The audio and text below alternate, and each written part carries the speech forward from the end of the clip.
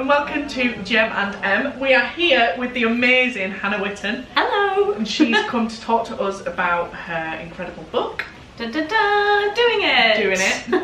Tell us all about it, why not start there? Doing It is all about sex and relationships. It's for young adults, covers loads of topics from healthy relationships, virginity, contraception, LGBT, everything. Amazing. Well, we've had a read of it and we're big fans. You. And I met Hannah, we were both selected as one of BBC's 100 Women Girls Champions, weren't we? So we met initially doing that, and then Jen and I from Enhance UK came to speak to you regarding Banging Book Club. Yes, so me and two of my friends, Leah Norms and Lucy Moon, have a podcast called Bang Book Club where we read a book about sex and gender relationships each month and discuss it. And I wanted to talk to you and Jen on the podcast because the book that we'd read that month, A Quiet Kind of Thunder, involved a relationship between a boy who was deaf and a girl who was a selective mute. And we realised we hadn't really discussed disability in sex on the podcast as much, and so I wanted to talk to you and Jen to kind of like get people who, you know, live that firsthand and talk about sex and disability. Amazing. So, yeah. And I think we did an okay job. That podcast went down so well. People really enjoyed it. Yeah. Good. Excellent. It was a really good episode. Well, I enjoyed it. I was like, yeah. What is your favourite part of this book? Oh my god. And I know that's a really hard question. I love all of the illustrations and stuff in it, which isn't me. Someone else did all of those. Although actually no, like the graphics in it was someone else, but the illustrations of genitals, that was me. So I will take full credit for those. Amazing. So there's a chapter in this called 4 Generations of Witton Family Sex Ed, because I interviewed my mum, her mum, my grandma, and then her mum, my great-grandma, about their sex education experiences. Yeah. And then that's kind of like compiled into a chapter about kind of like the history of sex ed and how far we've come.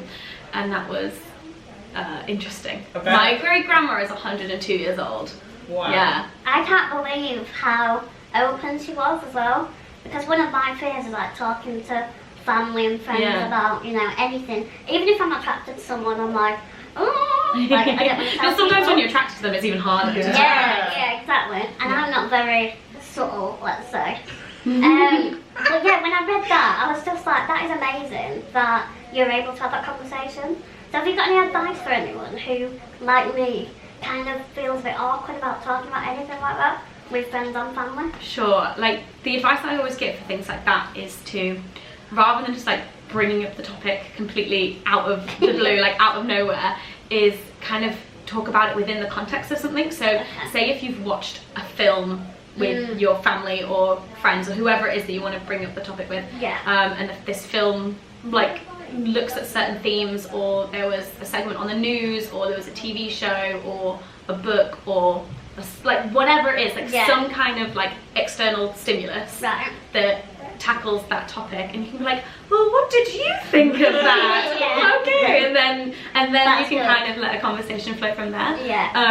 Because it feels awkward and weird, like when you just kind of like one day you're like, good morning mother and father, I would like to talk to you about sex today. And you're like, oh, but whereas like, I don't know, if you have a shared experience of seeing something, and then you can kind of go, oh, how did that make you feel? What do you think about this? And amazing. And when I was talking to my parents about sex, I kind of had to do that anyway, because one of the big things I think that probably differed in my sex ed experience was that whenever I asked my mum a question, she'd be like, well, this is what I do, but actually for you, the situation might be totally different. So I can tell you what I did and how I experienced it, but I'm not a wheelchair user.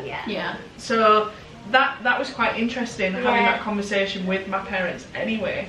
And disability is focused on a little bit, isn't it, in this book as well? Yeah, so one of the things that I really wanted to do with this book was where my personal experience or expertise like isn't as strong or non-existent from personal experience, I would get guest writers in. So a lot of the LGBT section is written by LGBT people and friends of mine, and then a friend of mine, Ricky Pointer, who is a hard of hearing YouTuber, she wrote a whole section on consent and deafness, which is something that I just never even like considered before until I saw her make a video on it. And I was like, oh yeah, if you can't hear, how do you communicate in the bedroom? Like, how do you navigate that situation? I asked her to write a piece for that, and it's kind of now unlocked like so much stuff that I was like, oh my god, I just had no idea. And like, just you don't think about it when you're able-bodied, I guess, because it's not your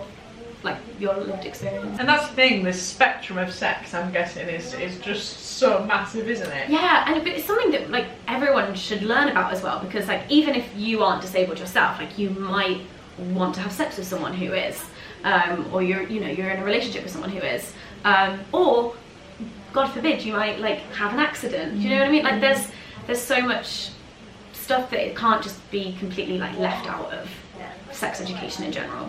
Everybody with money to do something about that. If you have some money. And what this is my question, I guess. Out of the whole massive scope and spectrum of sex, what would you one bit of advice or you one top tip be for somebody watching this video? Oh, communication. 100%. Like communication, not just with your sexual partner, which is so important, but communication with your friends and your family. Not just like in the bedroom, which is really helpful in terms of like consent and expressing your desires and like having a really healthy sexual relationship, but when you talk to other people who aren't just the people that you're having sex with about these things, and have like a really good open dialogue, it can just like help with so many things, like things that you might be like, oh, I'm not normal, like what's wrong with me, and then you talk to other people and you're like, oh my god, other people experience this too. What? And it's so nice being sat with someone who is so open, like we were in the elevator, we were in the lift, like literally 2 minutes ago, and I was saying I've just come off the pill and hair sprouting everywhere, and I was like, well, my boobs are sore, I'm bleeding. Yeah, we were just like talking about our menstrual cycles in this very corporate building. And there was this lady in a suit who was just basically like, what is going on? I bet she wanted to join in the conversation then. Yeah, she totally would. It's so great to have someone as well to like shout out about disability that's not disabled. It's really nice to like have this conversation and like you're spreading the message. So thank you from us. To help us with the message. Thanks. So cute. Am I doing it? Buy it now, it's really good. Can I tell you a quick fact before we start? Sure. So I listened to the audiobook. Oh yeah. Because my condition is brittle bones, I break bones, and I broke my leg on the Goblet of Fire. So ever since, I've had to listen to audiobooks. So I didn't get the graphics, but then I looked back. But in the audiobook though, it's me like trying to describe some of the images. I'm like, okay, so here is a diagram of the internal clitoris, and it looks like this. It's just like, this is a vulva, and I was like, ooh. It's just like me in the audiobook, like Google it. Amazing. So thank you for that. No, thank you. Great. And that should be like your leading Tinder line. I broke my leg on the Goblet of Fire. Well, thank you so much for joining us Thank today. you. It's been wonderful, and everyone get doing it if you haven't got it already, and we'll see you very soon.